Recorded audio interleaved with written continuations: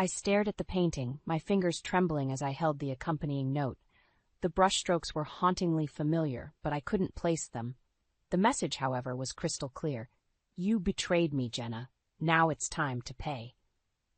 My heart raced as I set the painting down on the kitchen counter. Who could have sent this, and what betrayal were they talking about? I racked my brain, but came up empty. The doorbell rang, startling me out of my thoughts. Max? I breathed a sigh of relief as my boyfriend walked in, his suit slightly rumpled from a long day at the office. Hey, babe, he said, giving me a quick peck on the cheek. What's wrong? You look like you've seen a ghost. I gestured to the painting. This arrived today. No return address, just this cryptic message. Max frowned, picking up the note. His eyes widened as he read it. Jenna, this is serious. Do you have any idea who might have sent it? I shook my head, feeling tears prick at the corners of my eyes. No, I don't. I've been racking my brain all afternoon, but I can't think of anyone I've betrayed. Max pulled me into a hug, his cologne enveloping me. It's okay. We'll figure this out together. Have you called the police? Not yet, I admitted. I wanted to talk to you first. Do you think I should? He nodded, his face serious. Absolutely. This could be a threat, Jenna. We need to take it seriously. As Max dialed the police, I found myself staring at the painting again. It was a landscape, a serene meadow with a solitary tree in the center. But something about it felt off, almost sinister. They're sending an officer over, Max said, hanging up the phone. He hesitated for a moment, then added, Jenna, I've been thinking, maybe this is a sign.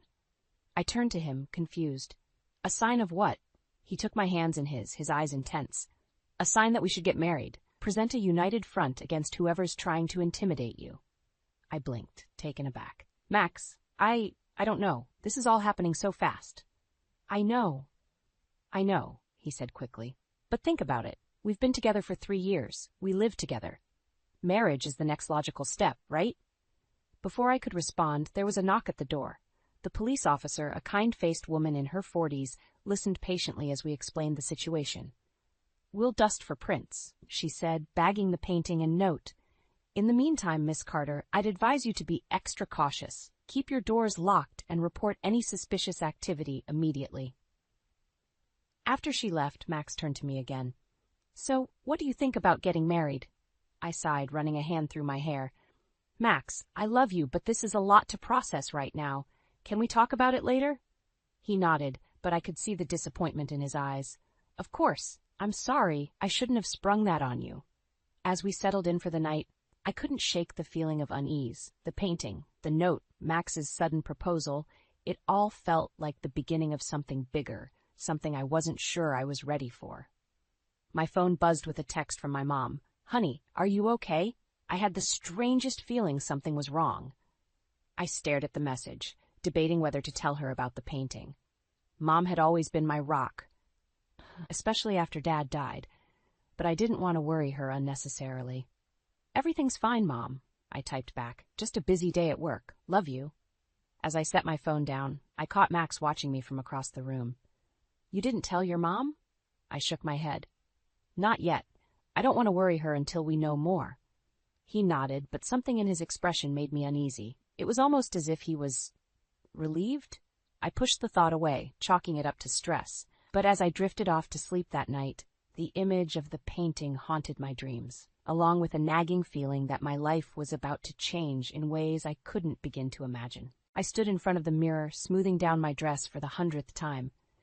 The engagement ring on my finger felt heavy, a constant reminder of the whirlwind past few days. You look beautiful, Max said, coming up behind me and wrapping his arms around my waist. I forced a smile. Thanks. I just want to make a good impression on your parents. He kissed my cheek. They'll love you. How could they not?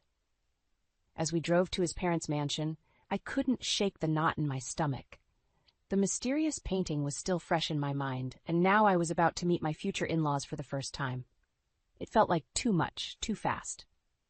We're here, Max announced, pulling up to an imposing iron gate. It swung open, revealing a driveway that seemed to stretch for miles.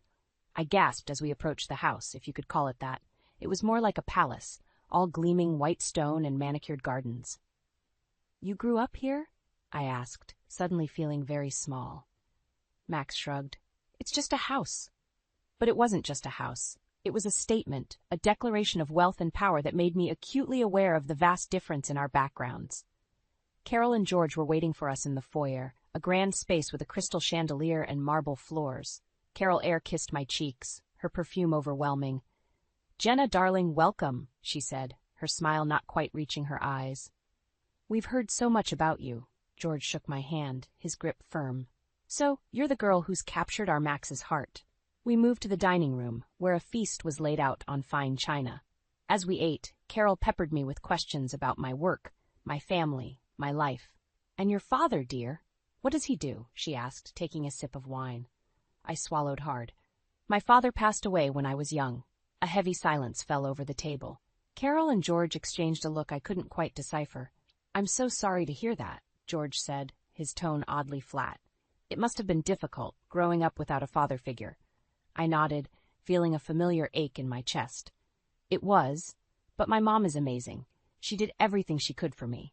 Carol raised an eyebrow. "Everything? I'm sure she tried her best, but a child needs both parents. Don't you agree, Max?" I turned to Max, expecting him to defend me, to say something, anything, but he just stared at his plate, silent. "I think Jenna turned out just fine," I said, my voice tight. "My mom made sure I never felt like I was missing out on anything." George chuckled, the sound grating on my nerves. "Of course, dear, but surely you can see why we might be concerned. Max comes from a complete family. We always hoped he'd marry into one as well." I felt like I'd been slapped. "Excuse me?" Carol reached across the table, patting my hand in a gesture that felt more condescending than comforting. "We just want what's best for our son. I'm sure you understand." I looked at Max again, silently pleading with him to say something, but he remained quiet, avoiding my gaze. "I think I need some air," I said, standing abruptly. My chair scraped against the floor, the sound echoing in the tense silence.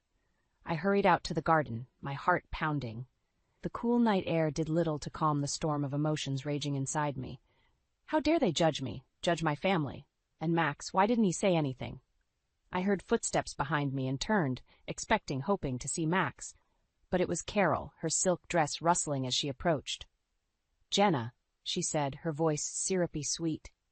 "I hope we didn't upset you. We're just looking out for our son's interests." I took a deep breath, trying to keep my voice steady. "I understand that. But my family, my upbringing, they made me who I am. And Max loves who I am." Carol's smile tightened. "Does he, or does he love the idea of rebelling against his family?" As her words sank in, I felt a chill that had nothing to do with the night air. What if she was right? What if Max's sudden proposal wasn't about love at all, but about defying his parents? I looked back at the house, where Max was still inside, still silent. And for the first time since he'd slipped that ring on my finger, I wondered if I'd made a terrible mistake. I stood in the garden, Carol's words ringing in my ears. The cool night air did nothing to calm the storm brewing inside me. I heard footsteps and turned, hoping to see Max. Instead, it was George, his imposing figure silhouetted against the mansion's lights. "Jenna," he said, his voice gruff, "I think we got off on the wrong foot." I crossed my arms, steeling myself. "Did we, or did you just show your true colors?" George chuckled, the sound grating on my nerves. "You've got spirit, I'll give you that. But you have to understand, we have certain expectations for our son. And I don't meet them because my father's dead?" The words came out harsher than I intended, but I was past caring. "It's not just that," George said, his tone maddeningly patient. "It's about lineage, about maintaining a certain standard. Surely you can see that?" Before I could respond, Max appeared at the patio door. "Everything okay out here?" I looked at him, silently pleading for support. But he just stood there, his expression unreadable. "We're fine, son," George said, clapping Max on the shoulder. "Just having a little chat with your fiancé." The word fiancé felt wrong now, tainted by the events of the evening. I pushed past them both, heading back into the dining room where Carol was sipping her wine, a smug smile on her face. "Feeling better, dear?" she asked, her voice dripping with false concern. I took a deep breath, trying to keep my voice steady. "Actually, I think it's time Max and I left." Carol's eyebrows shot up. "But we haven't even had dessert. I had the chef prepare a special chocolate soufflé." "I've lost my appetite," I said coldly. Max finally spoke up. Jenna, don't you think you're overreacting a bit? My parents are just trying to get to know you. I stared at him, disbelief and anger warring inside me. Overreacting? They've insulted my family, my upbringing, and everything I am. And you've said nothing to defend me. Now, Jenna, George interjected, we're all family here, or we will be soon. Let's not say things we'll regret. I laughed, a harsh, bitter sound. Family? Is that what you call this? Because from where I'm standing, it looks a lot like judgment and condescension. Carol stood, her face flushed. How dare you speak to us like that in our own home? Max, are you going to let her talk to us this way? All eyes turned to Max. This was his moment, his chance to stand up for me, to prove that our love was stronger than his parents' prejudices. I held my breath, waiting. Max looked from his parents to me, his face a mask of indecision. I think we all need to calm down. Jenna, maybe we should go home and discuss this later. His words hit me like a physical blow. In that moment, I saw our future laid out before me, a lifetime of being second best, of Max choosing his parents over me, of never quite measuring up to their standards. You're right, Max, I said, my voice eerily calm. We should go home, but not together. I pulled the engagement ring off my finger and set it on the table with a soft clink. The room fell silent, the tension thick enough to cut with a knife. Jenna, don't, Max started, but I cut him off. No, Max, I won't be part of a family that doesn't accept me for who I am, and I won't marry a man who won't stand up for me. I turned to Carol and George, my head held high. Thank you for dinner, and for showing me exactly what kind of family I was about to marry into. With that, I walked out, ignoring Max's calls behind me. As I stepped into the cool night air, I felt a strange mix of pain and liberation. The future I had imagined with Max was crumbling, but in its place I saw a new path opening up, one where I didn't have to compromise who I was for anyone. I hailed a cab at the gate, my hands shaking as I gave the driver my address. As we pulled away from the mansion, I caught a glimpse of Max in the rearview mirror, standing at the top of the driveway, watching me leave. But he made no move to follow, and in that moment, I knew I had made the right decision. The cab ride home was a blur of streetlights and silent tears. I fumbled with my keys at the door, my hands shaking. As I stepped inside, the familiar scent of home hit me, and I broke down. I sank to the floor, my back against the door, and let the sobs rack my body. How had everything fallen apart so quickly? Just days ago, I was happily planning a future with Max. Now I felt like a stranger in my own life. My phone buzzed incessantly, texts and calls from Max. I ignored them all. What could he possibly say to make this right? As dawn broke, I dragged myself to the shower, letting the hot water wash away the remnants of last night. I emerged feeling raw but determined. I had work to do, clients who depended on me. I couldn't let Max and his family derail my life. At the office, I threw myself into my projects with a fervor that surprised even me. My assistant, Lisa, kept shooting me concerned glances. Jenna, are you okay? She finally asked around lunchtime. You seem different. I forced a smile. I'm fine, Lisa, just focused. But as the day wore on, the facade began to crack. Every time my phone buzzed, I jumped, half expecting to see Max's name. By late afternoon, I couldn't take it anymore. I'm heading out early, I told Lisa. Can you reschedule my last appointment? I drove aimlessly, not ready to face the emptiness of my apartment. Without realizing it, I found myself at the park where Max had proposed just days ago. The memory, once sweet, now felt like a knife twisting in my gut. I sat on a bench, watching families and couples stroll by, their happiness a stark contrast to the turmoil inside me. That's when I saw him, Max, walking towards me with a determined look on his face. Jenna, he said, sitting down beside me. We need to talk. I stiffened. I think we said everything we needed to say last night. Or rather, you didn't say anything when it mattered. He winced. I know. I messed up. But you have to understand, my parents. Your parents? I cut him off. Max, this isn't about them. It's about us. About you not standing up for me, for us. I'm sorry, he said, reaching for my hand. I pulled away. I was caught off guard. I didn't expect them to react that way. I laughed bitterly. Really? Because it seemed pretty clear to me that they've always felt that way about people like me. People like you? Max echoed, frowning. Yes, Max. People who didn't grow up with silver spoons in their mouths. People who had to work for everything they have. He shook his head. That's not fair. My parents just want what's best for me. And I'm not what's best for you. The words hung between us, heavy with implication. Max's silence was deafening. In that moment, I saw our relationship for what it truly was, a fantasy built on shaky ground. I think you should move out, I said quietly. His head snapped up. What, Jenna? No, we can work this out. I stood, suddenly feeling stronger than I had in days. No, Max, we can't. Because this isn't just about last night. It's about who we are, fundamentally. And I don't think we're as compatible as we thought. Is this about the painting? He asked suddenly. The one you received before? All this?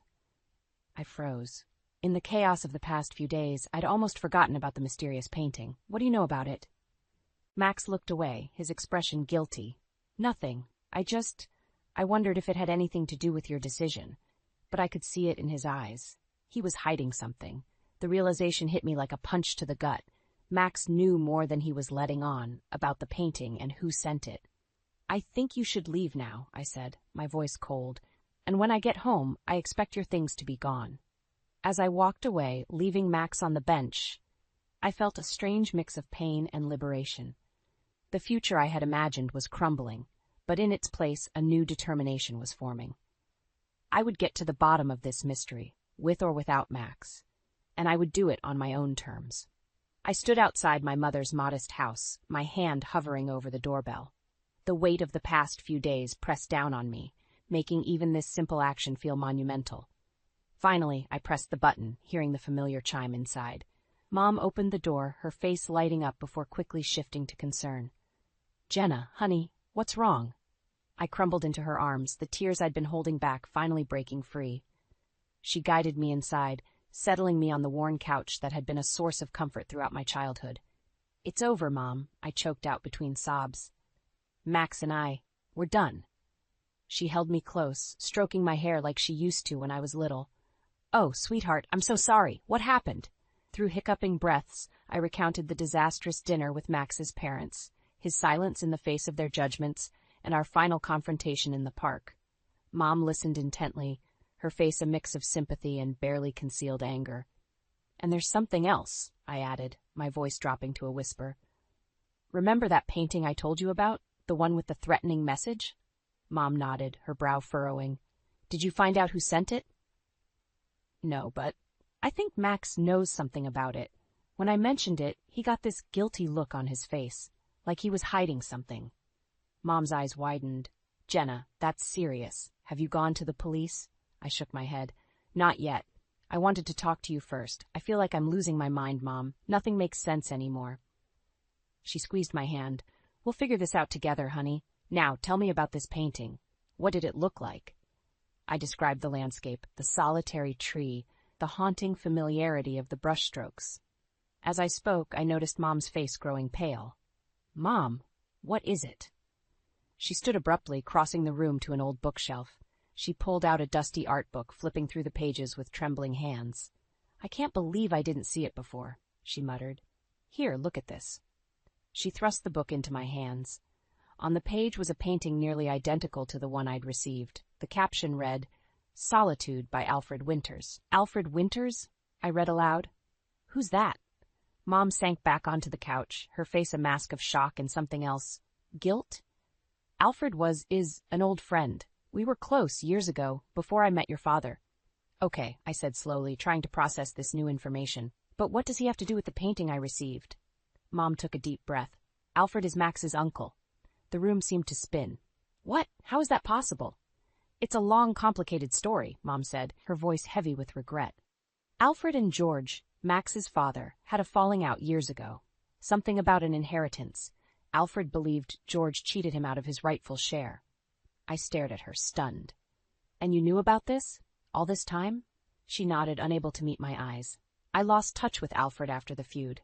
I never imagined it would come back to haunt us like this. My mind was reeling. The painting, Max's family, my mom's hidden past. It was all connected. But how? And why now? We need to find Alfred, I said, a new determination filling me. He's the key to all of this. He must know why I received that painting. Mom looked at me, worry etched on her face. Jenna, are you sure? Digging into this could be dangerous. These people, Max's family, they're powerful. I stood, my resolve strengthening with each passing moment. I'm sure, Mom. I've been pushed around, judged, and lied to. It's time I found out the truth, no matter what it costs. As I looked at my mother, seeing the mix of pride and fear in her eyes, I knew I was at a crossroads. The path ahead was uncertain, possibly dangerous. But for the first time in days, I felt a sense of purpose. "Will you help me?" I asked, extending my hand to her. Mom hesitated for just a moment before taking my hand, her grip firm and reassuring. "Always, honey. We'll face this together." As we began to plan our next move, I couldn't shake the feeling that we were about to uncover secrets that would change everything. But I was ready. It was time to fight back. My heart pounded as Mom and I stood outside the imposing gates of Max's family mansion. This time, I wasn't here to impress anyone. I was here for answers. "Are you sure about this, Jenna?" Mom asked, her voice tight with concern. I nodded, my jaw set. "We need to know the truth, Mom. About Alfred, about the painting, all of it." We rang the intercom, and after a moment of crackling silence, Carol's voice came through, dripping with false sweetness. "Jenna, dear? What a surprise. And, is that Anne with you?" "We need to talk," I said firmly. "It's important." The gate swung open with a reluctant groan. As we walked up the driveway, I could feel Mom tensing beside me. This place held memories for her, too, I realized. Carol and George were waiting in the foyer, their faces masks of polite confusion. Max stood behind them, his eyes widening when he saw me. "Jenna, what's going on?" he asked, moving towards me. I held up a hand, stopping him. "Not now, Max. We're here to talk about Alfred." The room went deathly quiet. George's face hardened, while Carol's smile became brittle. "I don't know what you think you know," George began, his voice low and dangerous. "We know enough," Mom cut in, her voice stronger than I'd ever heard it. "We know about the feud, about the inheritance, and we know Alfred sent that painting to Jenna."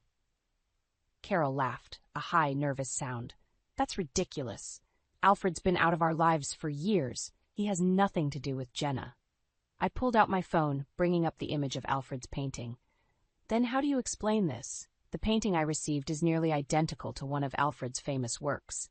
George's face flushed red. "That proves nothing. Alfred always was a spiteful bastard. He's probably just trying to stir up trouble." "By sending a threatening message to someone he's never met?" I countered. "That doesn't make sense, and you know it." Max stepped forward, his face pale. "Jenna, please, let's talk about this privately." But I was done with secrets and lies. "No, Max, I want the truth, and I want it now. What really happened with Alfred?" The tension in the room was palpable. Carol and George exchanged a look that spoke volumes. "It was a misunderstanding," Carol said finally, her voice trembling.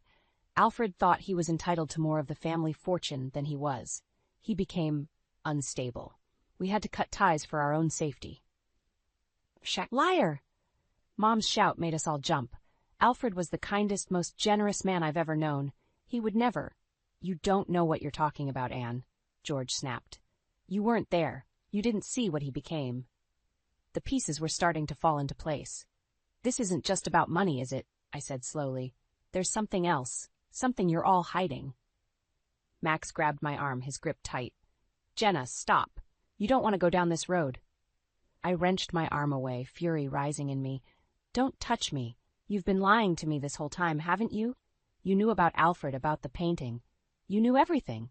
His silence was all the confirmation I needed. I felt sick, betrayed all over again. "We're leaving," I announced, grabbing Mom's hand. "But this isn't over. I'm going to find Alfred, and I'm going to hear his side of the story." As we turned to go, George's voice stopped us cold. "If you pursue this, Jenna, you'll regret it. Some secrets are better left buried."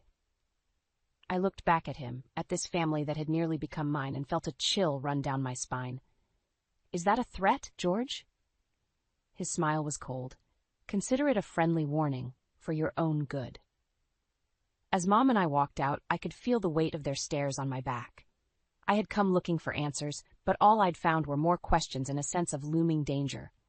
But I wasn't backing down. Whatever the cost, whatever the risk, I was going to uncover the truth. And God help anyone who tried to stop me. I paced my living room, my mind racing with everything that had happened. The confrontation with Max's parents had left me shaken, but more determined than ever to uncover the truth. The sound of a key in the lock made me freeze. Max. He walked in, his face a mask of worry and guilt. "Jenna, we need to talk." "You're damn right we do," I snapped. "How long have you known about Alfred, about the painting?"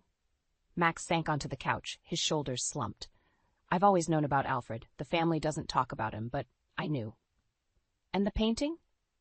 I pressed, my voice rising. "Did you know he was going to send it to me?" "No." Max's head shot up. "I swear, Jenna, I had no idea about that. When you showed it to me, I was as shocked as you were." I wanted to believe him, but the doubt had taken root. "Then why didn't you say anything? Why did you let me walk into that dinner with your parents completely unprepared?" Max ran a hand through his hair, frustration evident in every movement. I hoped it wouldn't come up, that we could just move forward without dredging up old family drama. "Old family drama?" I repeated incredulously. "Max, your uncle sent me a threatening painting. This isn't just some petty disagreement." I know, he said, his voice pleading. "But you have to understand my family. They're complicated. Alfred's accusations nearly tore us apart once. I couldn't risk that happening again." I stared at him, a cold realization settling in my gut. "So you chose them over me, over the truth." Max stood, reaching for me. "No, Jenna, it's not like that. I love you. I want a future with you. But Alfred, he's unstable, dangerous even. My parents were trying to protect us." I stepped back, out of his reach. "Protect us?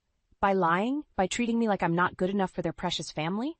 "That's not fair," Max protested. "They just need time to get to know you." "No," I said, my voice hard. "What's not fair is you hiding all of this from me. What's not fair is you standing by while your parents insulted me and my family." Max's face crumpled. "I'm sorry, Jenna. I should have told you everything. But please, can't we move past this? Start fresh?" For a moment, I wavered. Part of me wanted to forgive him, to believe that we could overcome this. But then I remembered the cold threat in George's voice, the secrets that still hung between us. "No, Max," I said quietly. "We can't, not until I know the whole truth, and I'm going to find it, with or without your help." His eyes widened. "What are you going to do?"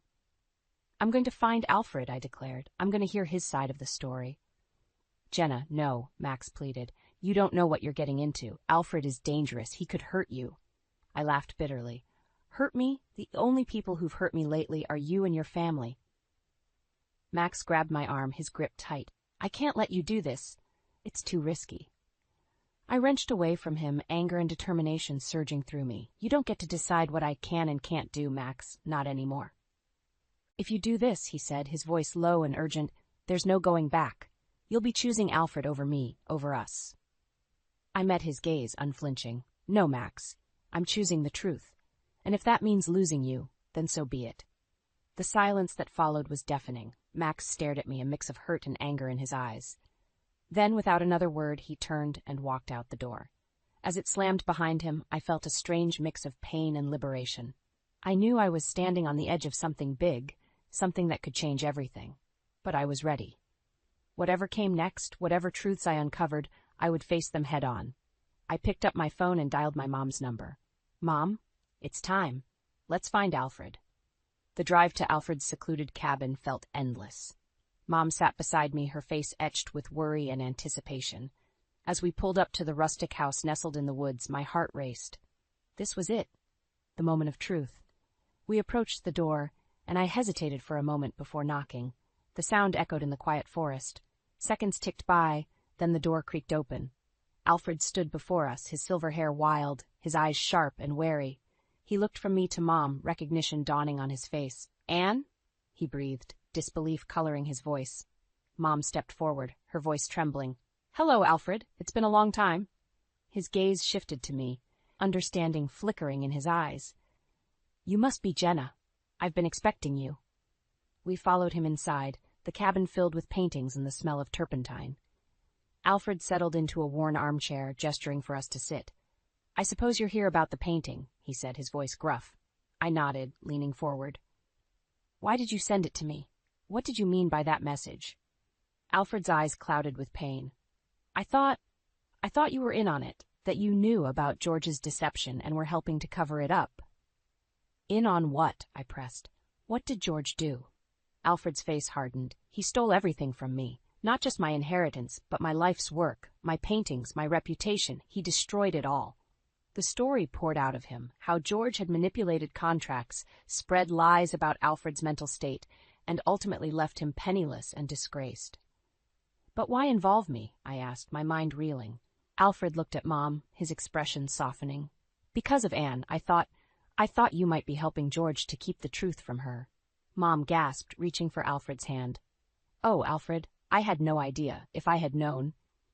As they talked, years of misunderstanding and pain unraveling between them, I felt a surge of anger towards George, towards Max, towards this whole twisted family. "We need to make this right," I declared, standing up. "We need to expose George for what he's done." Alfred shook his head, defeat in his eyes. "It's too late. George is too powerful, too well connected." "No," I said firmly. "It's not too late. We have evidence now. We have your testimony, and I have an idea." I outlined my plan, to use my connections in the art world to organize an exhibition of Alfred's work, to tell his story publicly, to force George to face the consequences of his actions. Alfred's eyes widened. "You would do that? For me?" I smiled, feeling a sense of purpose I hadn't felt in years. "Not just for you, for justice, for the truth." As we worked out the details, I felt a weight lifting from my shoulders. This wasn't just about exposing George or getting revenge. It was about standing up for what was right, about refusing to be silenced or pushed aside. Weeks later, I stood in the gallery, surrounded by Alfred's stunning paintings. The room buzzed with critics, collectors, and journalists. I saw George and Carol enter, their faces pale with shock. Max appeared at my side, his expression a mix of admiration and regret. "Jenna, I'm sorry. I should have believed in you." I met his gaze, feeling a twinge of sadness but no regret. "Thank you, Max. But this isn't about us anymore." As Alfred took the podium to tell his story, I watched George's facade crumble. The truth was finally coming to light, and with it, a sense of justice long overdue. In that moment, I realized that this journey had changed me. I was no longer the woman who doubted herself, who sought validation from others. I had found my strength, my voice. Mom squeezed my hand, pride shining in her eyes. "You did it, honey. You made things right." I smiled, feeling a sense of peace wash over me. "We did it, Mom. Together." As the applause for Alfred filled the room, I knew that whatever came next, whether reconciliation or further battles, I was ready. I had faced my fears, uncovered the truth, and in doing so had discovered my own resilience and power. The painting that had started it all now hung on the wall, no longer a threat, but a testament to the strength of truth and the power of standing up for what's right. And as I looked at it, I saw not just Alfred's brushstrokes, but the beginning of a new chapter in my life, one painted in bold, fearless strokes of my own making. I smoothed my dress for the 100th time, scrutinizing my reflection in the full-length mirror. The ivory silk clung to my curves, a perfect fit for tomorrow's wedding. My wedding. A soft knock at the door startled me from my reverie. "Come in," I called, expecting my maid of honor with a last-minute checklist. The door creaked open, and my heart sank. It wasn't best friend, but my younger half-sister, Lydia. Her eyes were red-rimmed, her normally perfect makeup smudged. "Grace," she said, her voice barely above a whisper, "we need to talk." I steeled myself, plastering on a smile. "Lydia, what a surprise. I thought you weren't coming until tomorrow." She stepped into the room, wringing her hands. "I couldn't wait. There's something you need to know." A chill ran down my spine. "What is it?" Lydia took a deep breath. "It's about Trevor." My fiancé's name on her lips sent warning bells ringing in my head. "What about Trevor?" "We've been seeing each other," she said, her eyes fixed on the floor. "For over a year now." The room spun. I gripped the edge of my vanity to steady myself. "You're lying," I spat. "This is my wedding we're talking about." Lydia's head snapped up, her eyes flashing. "I wish I was lying, Grace, but it's true. Ask him yourself." I fumbled for my phone, my fingers shaking as I dialed Trevor's number. He answered on the second ring. "Hey, beautiful. Getting cold feet?" His voice was light, teasing. "Trevor," I said, my voice tight. "Is it true? Have you been seeing Lydia?" The silence on the other end of the line was deafening. When he finally spoke, his words were careful, measured. "Grace, I can explain. It's not what you think." I ended the call, my vision blurring with unshed tears. Lydia stood there watching me, her expression a mix of guilt and something else. "Triumph?" "Why?" I choked out. Why would you do this to me? Lydia's face crumpled. I'm sorry, Grace. I never meant for it to happen. It just did. I laughed bitterly. Things don't just happen, Lydia. You made a choice. Both of you did. She reached out to touch my arm, but I jerked away. Don't, I warned. Don't you dare try to comfort me. A knock at the door interrupted us. My mother's voice drifted through the wood. Grace, Lydia, is everything all right in there? I wiped my eyes hastily, clearing my throat. Everything's fine, Mom. We'll be out in a minute. Lydia's eyes widened. You're not going to tell her? I fixed her with a steely gaze. Oh, I'm going to tell her. I'm going to tell everyone, but first I need to deal with Trevor. I strode to the door, yanking it open. My mother stood there, concern etched on her face. Grace, what's wrong? I brushed past her, my mind set on one goal. The wedding's off, I said, my voice eerily calm. I need to see Trevor. As I marched down the hallway, I heard Lydia's frantic whispers to our mother, followed by a gasp of shock. But I didn't look back. My world was crumbling around me, but I'd be damned if I'd let them see me fall apart. I burst into Trevor's study without knocking. He looked up from his desk, surprise quickly replaced by guilt on his handsome face. Grace, he started, rising to his feet. Let me explain. I held up a hand, silencing him. Save it, Trevor. I don't want to hear your excuses. He moved around the desk, reaching for me. It was just a fling, Grace. It doesn't mean anything. I stepped back, my anger rising. A fling? With my sister? For over a year? I shook my head in disbelief. You've turned our entire relationship into a lie. Trevor's face hardened. Don't be dramatic, Grace. These things happen. We can work through this. I slipped the engagement ring off my finger, tossing it onto his desk. No, Trevor. We can't. It's over. As I turned to leave, he grabbed my arm. Think about what you're doing, Grace. Think about the scandal, the gossip. Is that what you want? I wrenched my arm free, fixing him with a glare that could freeze hell itself. What I want, I said slowly, is for you to go to hell.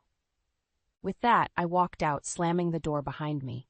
In the hallway, I leaned against the wall, my legs suddenly weak. The weight of what had just happened crashed over me like a tidal wave. My wedding was off. My fiancé had betrayed me. My sister had betrayed me. And tomorrow I'd have to face a house full of guests, all expecting a joyous celebration. I straightened up, squaring my shoulders. I was Grace Granger, and I'd be damned if I'd let them see me broken. As I walked back to my room, one thought burned in my mind. This wasn't over. Not by a long shot.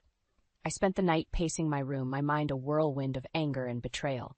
As dawn broke, I knew I couldn't face the arriving guests or deal with canceling the wedding alone. I needed backup. With trembling hands, I dialed Peter's number. My old colleague and friend answered on the third ring, his voice groggy with sleep. Grace, what's wrong?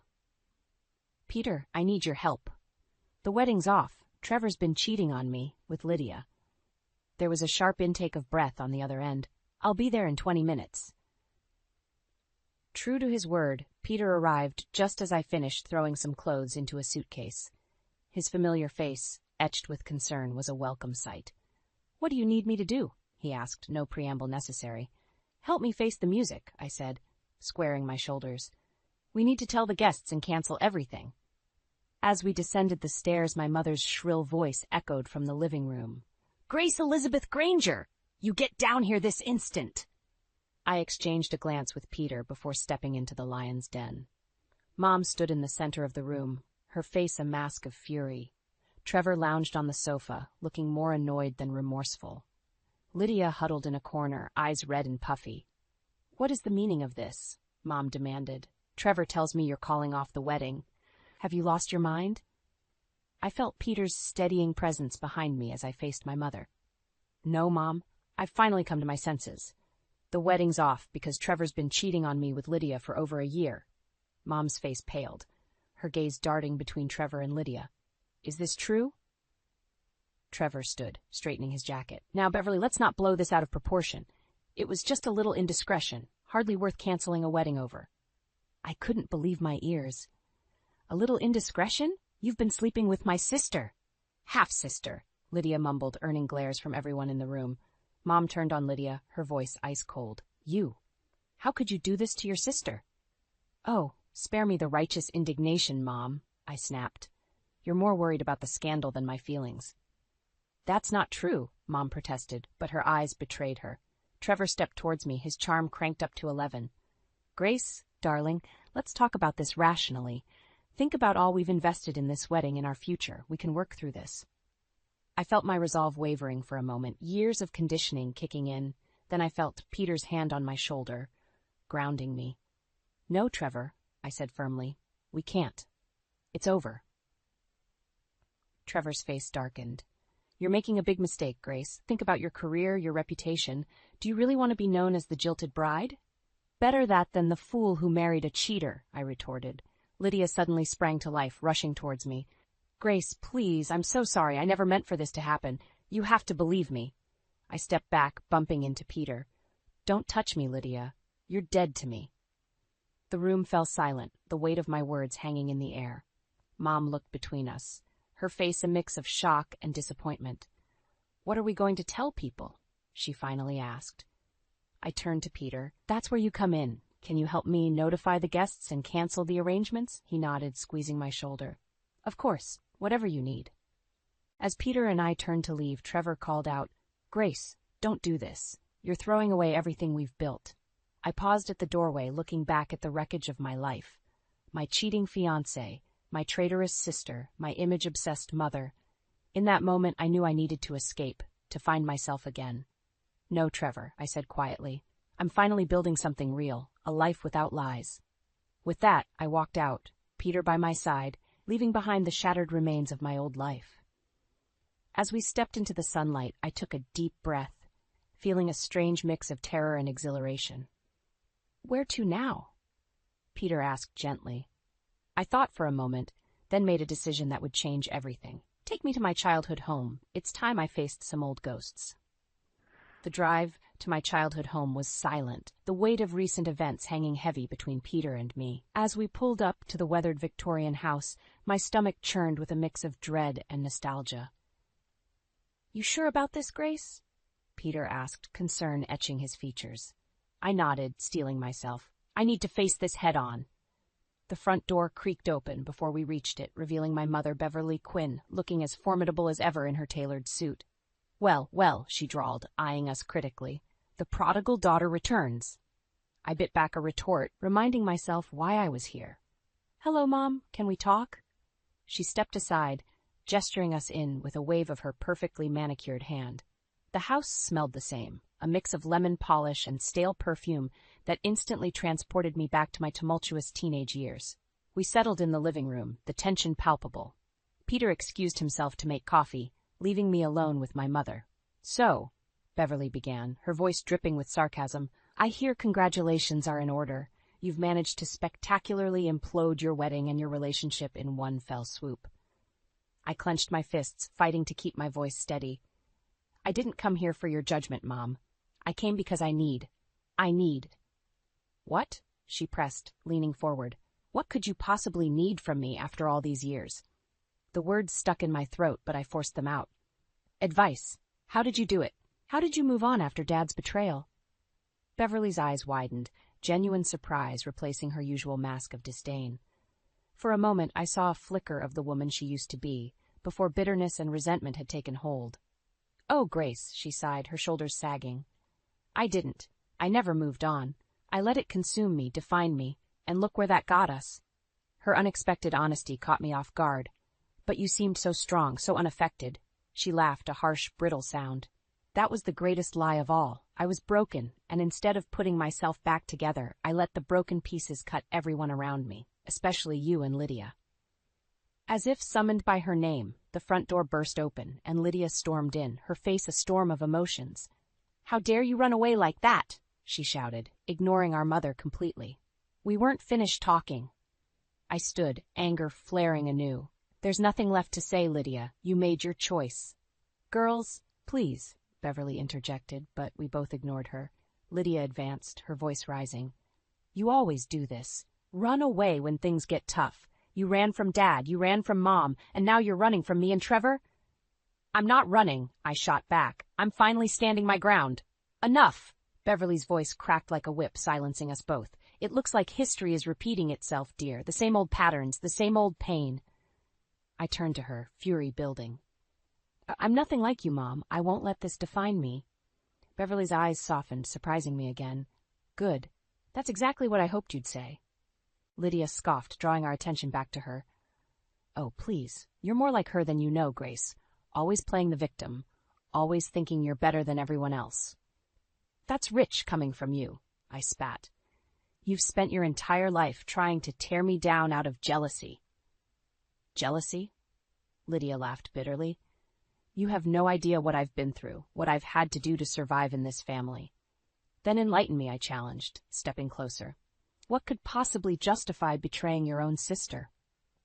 Lydia's face contorted, a mix of pain and rage. You want the truth? Fine. I slept with Trevor because I wanted to hurt you. I wanted you to feel just a fraction of the pain I've felt living in your shadow all these years.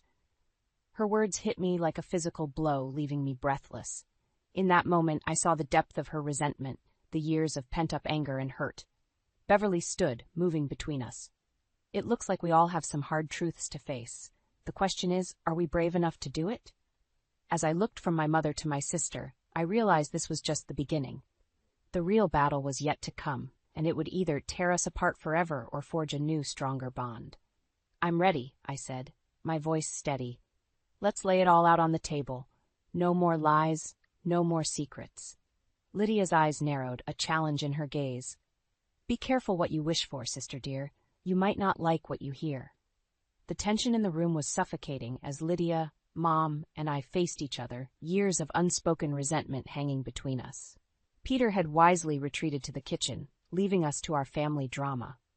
You want the truth? Lydia spat, her eyes blazing. Fine. I'm here because I need money. The inheritance Dad left me is gone, and I'm drowning in debt. I felt a surge of bitter satisfaction. So sleeping with Trevor wasn't just about hurting me. You were after his money, too. Lydia's face flushed with anger. Don't you dare judge me. You have no idea what it's like to struggle while watching your perfect sister sail through life. Girls, please, Mom interjected, but we ignored her. Struggle? I laughed incredulously. You've had every advantage, Lydia. What could you possibly be struggling with? Lydia's eyes darted to Mom, then back to me. You really want to know? I've been paying for Mom's medical treatments for the past year. Treatments she's been hiding from you. The world seemed to tilt on its axis. I turned to Mom, searching her face for confirmation. What treatments? What is she talking about? Mom sank into her chair, suddenly looking every bit her 60 years. I didn't want to worry you, Grace. You were so busy with your career and the wedding. I'm your daughter, I cried, feeling the sting of betrayal anew. How could you keep this from me? Because she knew you'd try to fix everything like always, Lydia sneered. Saint Grace to the rescue. I whirled on her. And you? You've been paying for her treatments? With what money? Lydia's defiant expression crumbled. I may have borrowed against the house. Dad's house. The implications hit me like a freight train. Our childhood home, the only tangible connection we had left to our father, was at risk because of Lydia's actions. You what? I breathed, struggling to process this new betrayal. I had no choice, Lydia shouted, tears streaming down her face. Mom needed the treatments, and you were too caught up in your perfect life to notice anything was wrong. I felt like I was drowning, overwhelmed by the cascade of revelations. Why didn't either of you come to me? I could have helped. Because we didn't want to be another burden on your shoulders, Mom said softly. You've always carried so much, Grace. We thought we could handle this on our own. The irony of their misguided attempt to protect me wasn't lost on me. All these years, I'd been maintaining a facade of perfection, thinking it would somehow shield my family from pain. Instead, it had driven us further apart. So what now? I asked, my voice barely above a whisper. The treatments, the house, what are we going to do? Lydia laughed bitterly. That's why I came clean about Trevor. I thought if I ruined your wedding, you'd be so angry you'd pay me off to leave you alone. I could use that money to save the house. The calculated cruelty of her plan stunned me into silence. This was my sister, my flesh and blood, admitting she'd deliberately set out to destroy my happiness for financial gain. Oh, Lydia, Mom sighed, shaking her head. What have we become? I stood up abruptly, needing space to think. I need some air. As I headed for the door, Lydia called out, her voice tinged with desperation. Grace, wait! I'm sorry. I know it was wrong, but I didn't know what else to do. Please, help us. I paused, my hand on the doorknob, the weight of their expectations, their needs pressed down on me. Part of me wanted to run, to leave this mess behind and start fresh somewhere new. But another part, the part that had always felt responsible for holding this family together, wouldn't let me walk away. I turned back, meeting their anxious gazes. "I'll help," I said slowly, "but on my terms. No more lies, no more secrets. We deal with this together, as a family, or not at all." The relief on their faces was palpable, but I felt no satisfaction. As I stepped outside, drawing in a deep breath of cool air, I knew that the real challenge was just beginning. Saving our childhood home, dealing with Mom's illness, confronting the web of lies we'd all woven, it would take every ounce of strength I had. But as I stood there, watching the sun set over the neighborhood where I'd grown up, I made a silent vow. I would find a way through this mess, not just for my family, but for myself. It was time to rewrite our story, to break the cycle of betrayal and resentment that had defined us for too long. With renewed determination, I turned back to the house, ready to face whatever came next. The storm was far from over, but for the first time in years, I felt a glimmer of hope that we might weather it together. The next morning, I woke with a sense of purpose. I'd promised to help my family, but I needed answers first. While Mom and Lydia slept, I slipped into Dad's old study, a room that had remained largely untouched since his death. The musty smell of old books and leather enveloped me as I entered. I ran my fingers along the spines of his law books, remembering how I'd once dreamed of following in his footsteps. Now, I was here to uncover the truth he'd left behind. I started rifling through his desk drawers, searching for any clue that might shed light on our family's tangled history.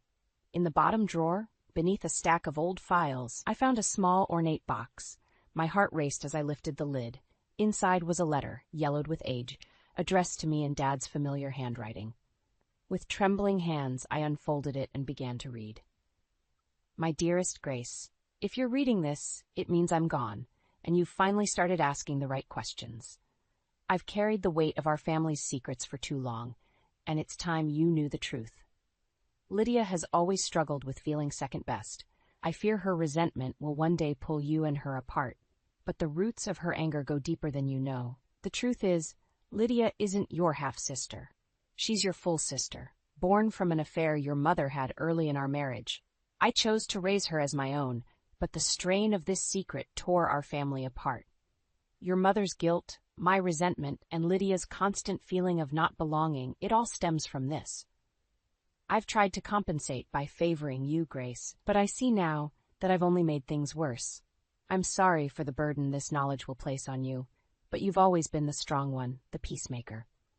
I hope that with this truth, you can find a way to heal our family's wounds. Forgive us, Grace, and help Lydia find her place in this world. With all my love, Dad." I sat back, stunned. The letter slipped from my fingers, floating to the floor like a fallen leaf. Everything I thought I knew about my family, about myself, had just been turned upside down. Suddenly, Lydia's lifelong resentment made sense. Her desperate attempts to win Mom's approval, her jealousy of my relationship with Dad, it all clicked into place. "Grace?" Lydia's voice startled me. She stood in the doorway, her eyes widening as she took in the scene. "What are you doing in here?" I couldn't speak. I simply handed her the letter, watching as the color drained from her face as she read.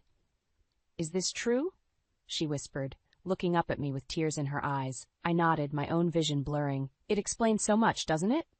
Lydia sank to the floor, the letter clutched to her chest. "All these years, I thought I was the outsider, the unwanted one, but I was just lost." I moved to sit beside her, tentatively putting an arm around her shoulders. For the first time in years, she didn't pull away. "We've both been lost, Lydia," I said softly. "Maybe it's time we found our way back to each other." She looked at me, a mix of hope and fear in her eyes. "How can you even look at me after everything I've done?" I took a deep breath, weighing my next words carefully. "Because you're my sister, my full sister, and it's time we stopped letting the past define us." Lydia nodded, wiping her eyes. "What do we do now?" I stood up, offering her my hand. "First we talk to Mom, then we figure out how to save the house and get you both the help you need. Together." As Lydia took my hand, I felt a shift in the air between us. The road ahead would be difficult, fraught with painful conversations and hard truths. But for the first time in years, I felt a glimmer of hope. We walked out of the study side by side, ready to face our mother and the future, whatever it might hold. The web of lies that had entangled our family for so long was finally beginning to unravel. It was up to us now to weave something new from the threads that remained. The tension in the air was palpable as we gathered around the dining table that evening.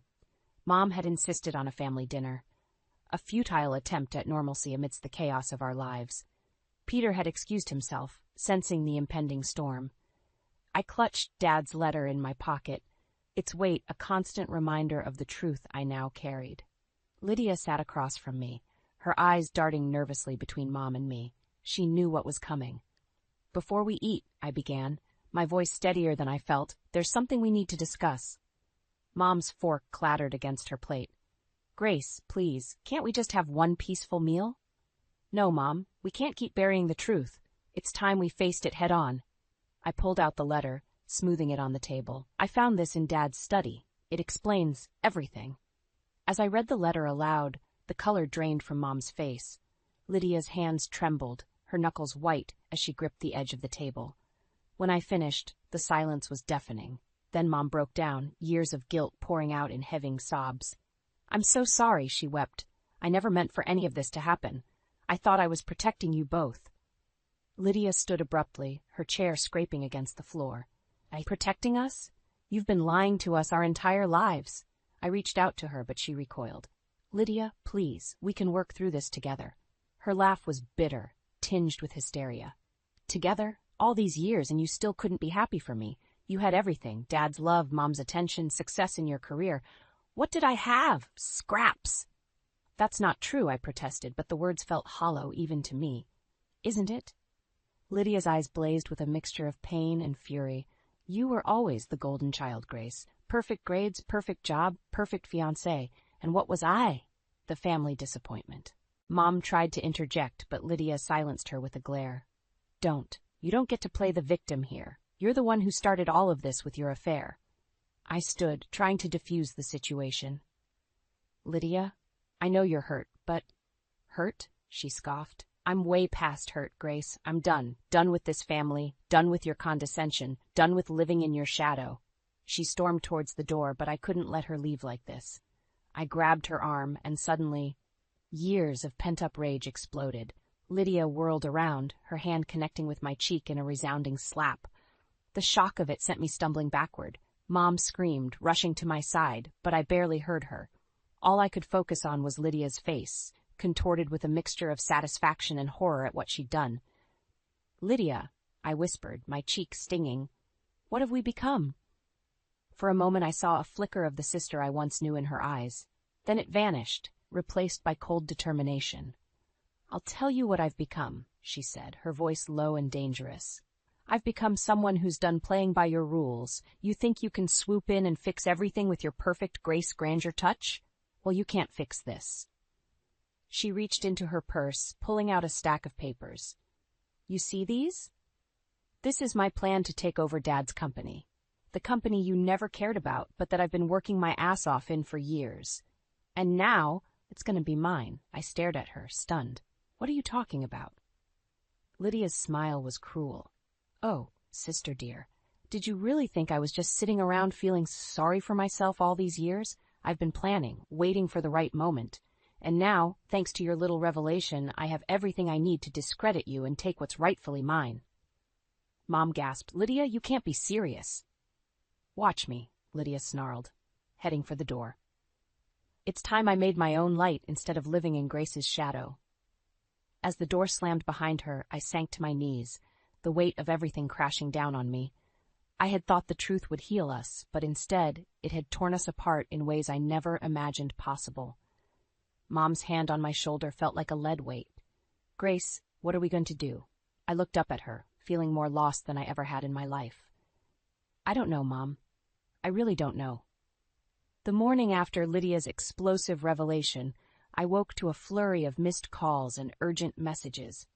My head pounded as I scrolled through them, each one more alarming than the last. Lydia had wasted no time in setting her plan in motion. I rushed to the family company's headquarters, my stomach churning with dread. As I stepped into the lobby, all eyes turned to me. Whispers followed in my wake, and I caught snippets of conversation that made my blood run cold. "Did you hear? Grace Granger's been embezzling." I always knew there was something off about her. I pushed past them, heading straight for the boardroom. As I burst through the doors, I found Lydia holding court, surrounded by the board members. Her eyes gleamed with triumph as she saw me. "Ah, Grace, how kind of you to join us," she purred, her voice dripping with false sweetness. "We were just discussing your creative accounting practices." I felt the blood drain from my face. "What are you talking about?" Lydia smiled, sliding a stack of documents across the table. "These financial records show some very interesting transfers from the company accounts to your personal ones. Care to explain?" I leafed through the papers, my hands shaking. The numbers were all wrong, doctored to make it look like I'd been siphoning funds for years. "This is impossible. I've never—" "Oh, come now, Grace," Lydia interrupted. "We all know how hard you've worked. Is it so surprising that you'd want to ensure your own financial security?" The board members murmured among themselves, their faces a mix of disappointment and anger.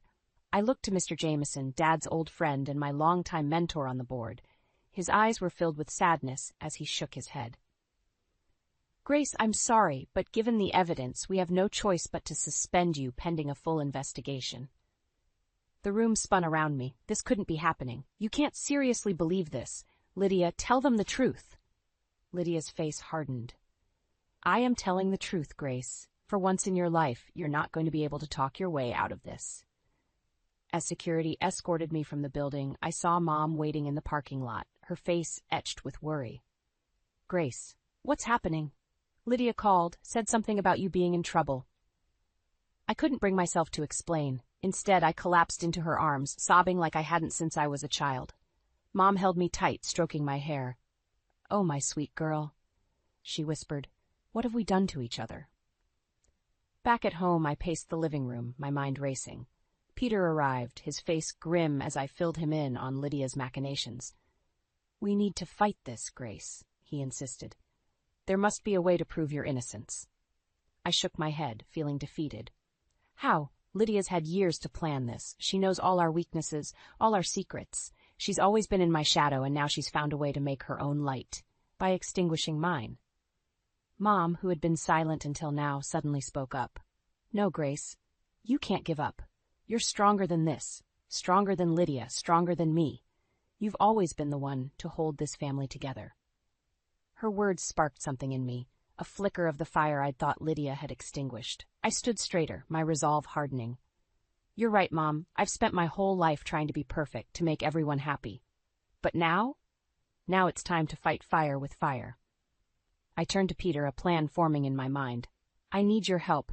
We're going to dig into every corner of this company, every decision Lydia's made. If she wants to play dirty, she's about to learn that two can play at that game." As I spoke, I felt a shift within me. The old Grace, the peacemaker, the perfect daughter, was gone. In her place stood someone new, someone forged in the crucible of betrayal and deceit. Lydia thought she'd won, that she'd finally stepped out of my shadow. But she was about to learn a harsh truth. Sometimes it's the shadows you need to fear the most. I picked up my phone, my fingers flying over the keys as I started to put my plan into action. "Lydia, you've chosen darkness over and over again. Now it's time you learned what real darkness looks like." As I hit send on the message, I felt a chill run down my spine. There was no going back now. The final showdown was about to begin, and only one of us would emerge victorious. The boardroom fell silent as I strode in, my heels echoing on the polished floor. Lydia's smug smile faltered as she saw the determination in my eyes. I'd spent the last week gathering evidence, calling in favors, and preparing for this moment. "Ladies and gentlemen of the board," I began, my voice steady, "I'm here to set the record straight." I laid out the truth, piece by damning piece. The doctored financial records Lydia had presented, I'd traced them back to her own computer. The supposed embezzlement, a clever manipulation of numbers that, when unraveled, revealed Lydia's own misappropriation of funds. As I spoke, I watched the color drain from Lydia's face. The board members leaned in, their expressions shifting from skepticism to shock. "But why? Mr. Jameson asked, his voice heavy with disappointment. "Lydia, why would you do this?" Lydia's composure cracked. "Because I deserved it," she screamed, her eyes wild. "I've worked just as hard as Grace, but she always got the praise, the recognition. It was my turn." In that moment, I saw my sister for who she truly was, a wound-desperate woman who'd let her resentment consume her. Part of me wanted to reach out, to comfort her as I had when we were children, but I knew we were past that now. "Lydia," I said softly, "you've chosen darkness over and over again, but it didn't have to be this way. We could have built something together, supported each other." She laughed bitterly. "Always the perfect sister, aren't you, Grace? Even now, you think you can fix everything." "No," I replied, shaking my head. "I can't fix this, but I can move forward." I turned to the board. "I'm stepping down from my position in the company. It's time for me to start a new chapter." Gasps filled the room. Mr. Jameson stood, protesting. "Grace, you can't leave. The company needs you." I smiled, feeling a weight lift from my shoulders. "The company will be fine. It's time I wrote my own story." As I walked out of the boardroom, leaving behind the shocked faces and Lydia's defeated form, I felt a sense of liberation I hadn't experienced in years. Mom was waiting for me in the lobby, her eyes questioning. "It's done," I told her. "I've cleared my name, but I'm leaving the company." She nodded, understanding in her eyes. "Where will you go?" I took a deep breath, realizing I hadn't thought that far ahead. "I don't know yet, but for the first time in my life, that uncertainty doesn't terrify me." Mom squeezed my hand. "Maybe this time you'll write your own story without the weight of our family's expectations." As we stepped out into the sunlight, I saw Peter waiting by his car. He'd been my rock through this ordeal, and I felt a flutter in my chest as our eyes met. "Ready for a new adventure?" he asked, a smile playing on his lips. I laughed, feeling lighter than I had in years. "More than ready." As we drove away from the building that had been the center of my world for so long, I reflected on the journey that had brought me here. The betrayals, the lies, the pain, they had all shaped me, but they didn't define me. I thought of Lydia, hoping that one day she might find peace. I thought of Trevor, grateful that his betrayal had freed me from a life that wasn't truly mine. And I thought of Dad, wishing he could see the strength I'd found in myself. The road ahead was uncertain, but for the first time I was excited about the possibilities. I'd spent so long trying to be the perfect daughter, sister, and fiancée that I'd lost sight of who I really was. Now, as the city faded in the rearview mirror, I felt like I was finally coming home to myself. The web of lies that had entangled my family for so long was broken, and in its place I was weaving a new tapestry, one of honesty, self-discovery, and hope. "So," Peter asked, glancing at me, "where to?" I smiled, feeling the warmth of the sun on my face and the promise of a new beginning in my heart. "Anywhere," I replied, "as long as it's forward."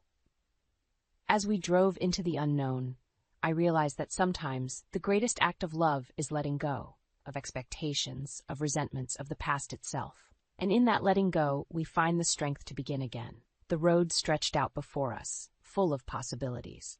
And for the first time in my life, I was ready to embrace them all.